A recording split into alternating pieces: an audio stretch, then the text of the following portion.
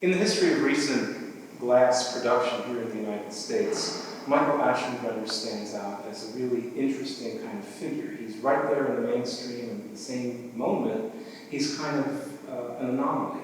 Let me tell you why I say that. The studio glass movement in the United States basically originated in about the 1970s. Prior to that, any kind of glass that you could get around here, whether it was usually mass-produced, if it was American, or if it was fine art glass, the kind of thing that you would give to somebody for a special anniversary or a wedding. This was usually designed by certain designers and then executed by artisans at big companies like Steuben. And they had their commercial outlets, but there were very few independent artists who were just working in the studio making glass. That changed in about in the 1970s, early 70s, with the whole rise of the craft movement and changes in the counterculture here in the United States about the same time as the Vietnam War. And we began to find these artists who were working in glass. Very often, those early glass workers were making vessels, utilitarian objects. As people began to take an interest in their work and the kind of practice that they were doing, the artists themselves got a little more bold. They developed great technical abilities, really virtuoso technical abilities in some cases. And we began to see in the 70s and the 80s the rise of decorative glass here in the United States. At first, it started out as very much a hands-on, handcrafted look that the artists were imparting to their glass in the studio. And then it kind of evolved into displays of bravura craftsmanship and technique. And that, of course, gives rise to a lot of interest in decoration. And glass, contemporary glass, is often thought of as a decorative medium. But there's this little side sheet that also starts to happen. Some artists were turning to glass strictly for its sculptural possibilities. They weren't interested in making vessels. They weren't interested in necessarily showing just how far you could stretch glass into something new.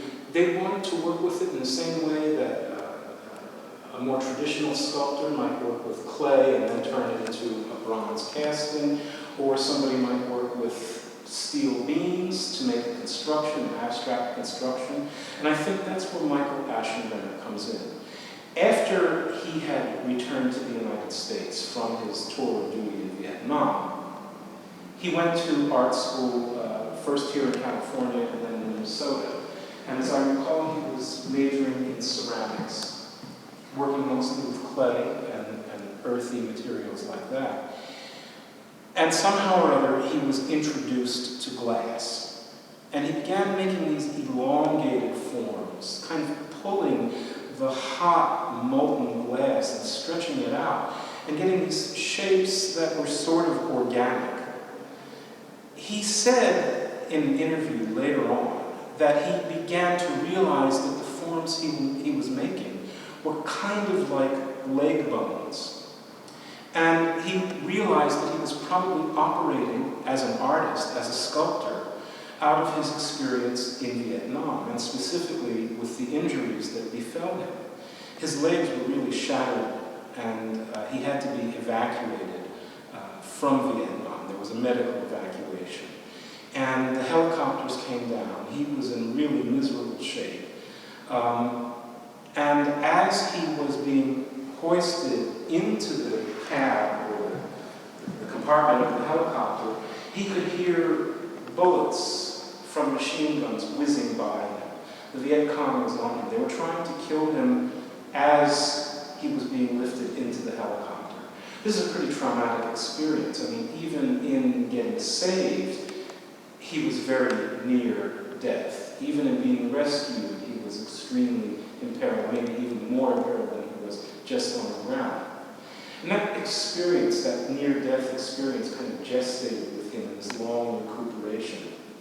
But it's not until about 1980 maybe a decade after his art returns to the United States, that he goes back and he realizes that he had been creating, maybe subliminally, subconsciously, these bone-like osteoforms that he was working with in glass.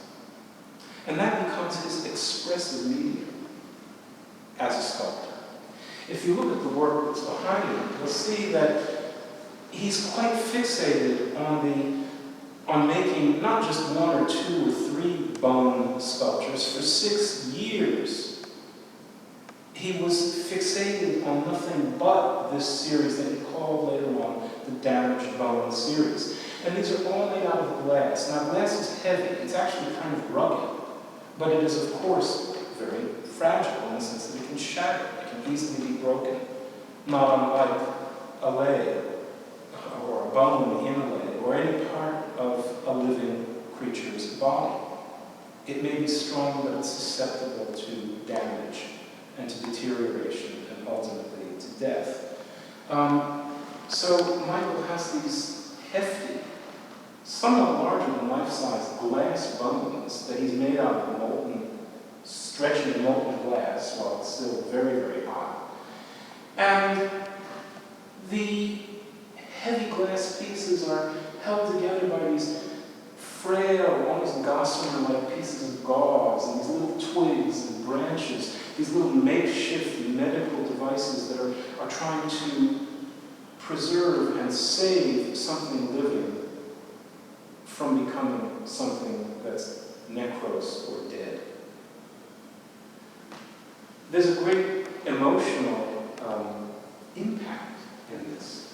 Using glass, we use glass every day to drink out of, or in our eyeglasses.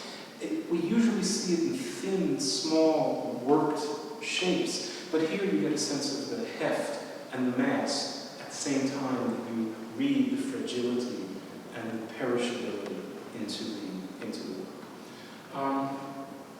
The colors that he invests in his sculptures, they're radiant.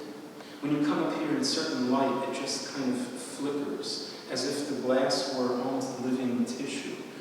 It seems animate somehow. And I think he's really a very extraordinary sculptor in his choice of materials.